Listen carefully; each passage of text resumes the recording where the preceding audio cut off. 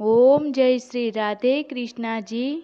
Welcome to my YouTube channel. दोस्तों, सुख सागर तृतीय स्कंद 30वां अध्याय। विविध पापों के करने से नरक प्राप्ति का वर्णन। भगवान कपिल देव जी बोले, हे माता, जो पापी मनुष्य यमपुरी में पहुंचकर नरक भोगते हैं, उनके विभिन्न पापों का दंड मैं तुमसे अलग दो वर्णन करता हूँ। जो मनुष्य किसी अन्य व्यक्ति की संपत्ति जबरन छुड़ा लेता है, उसे यमदूत बहुत ऊंचे पहाड़ की चोटी पर से नीचे धकेल देते हैं। नीचे गिरने पर जब उसके शरीर का चूर चूर हो जाता है, तब यमपुरी में निवास करने वाले दो गिद्धादि पक्षी उसके मांस को खाते हैं और जोक के समान तीक्ष्ण रौरव नामक कीड़े उसका रक्त चूसते हैं। उस समय यमदूत उस प्राणी से इस प्रकार कहते हैं कि तुमने दूसरे की जितनी संपत्ति ली है, उतने ही कल्पों पर्यंत तुम्हारी यही दशा रहेगी। जो मनुष्य स्वयं उत्तम भोजन करता है और उत्तम वस्त्र धारण करता है, परंतु अपने कुटुंबियों और मित्रों को उन्हें नहीं देता, और जो साधु महात्माओं की सेवा नहीं करता है, उसे नरक में पहुंचकर बहुत जोर की भूख लगती है। उसी समय यमदूत उसी के शरीर का मांस नोचकर उसे खाने के लिए देते हैं और कहते हैं कि जिस देह का तुमने पालन किया था, उसी को स्वयं खाओ।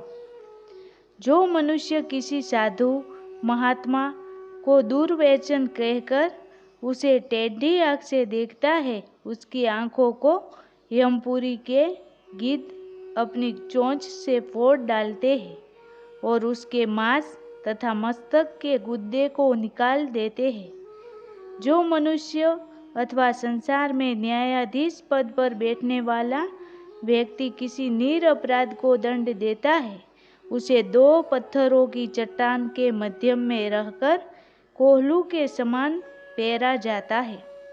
जो मनुष्य किसी को जहर देता है या किसी के घर में आग लगाता है, उसे तलवार की धार के समान पहने पत्तों वाले पेड़ पर ले जाकर धकेल दिया जाता है और उस वृक्ष से गिरने पर उसका शरीर चूर चूर हो जाता है। जो मनुष्य पराई स्त्री से भोग करता है, उसकी देह लोहे के स्त्री की मूर्ति को आग में तपाकर चिपटा दिया जाता है। जो मनुष्य पराई धरोहर हड़पता है, उसे अग्नि के समान जलती हुई पृथ्वी पर लिटाकर उसकी देह पर गर्म तेल छिटका जाता है। तत्पश्चात उसे खोलते हुए तेल के कड़ाह में पटक दिया जाता है। जो मनुष्य जीव हिंसा करता है, उसे पीव और लाल से भरे हुए लालाक्ष भक्ष नामक नरक में ले जाकर जल के स्थान पर उसी पीव और लार को पिलाया जाता है। जो मनुष्य न्यायालय पंचायत में झूठी गवाही देते हैं, उन्हें सांप और बिच्छुओं से भरे अंधे कुएं में बार बार डाला जाता है। उस समय सांप और बिच्छुओं के काटने से उसे बड़ी तकलीफ होती है। हे माता, जो मनुष्य जैसा पाप करता है, उसे यमपुरी में पहुंचकर वैसा ही दुख भोगना पड़ता है।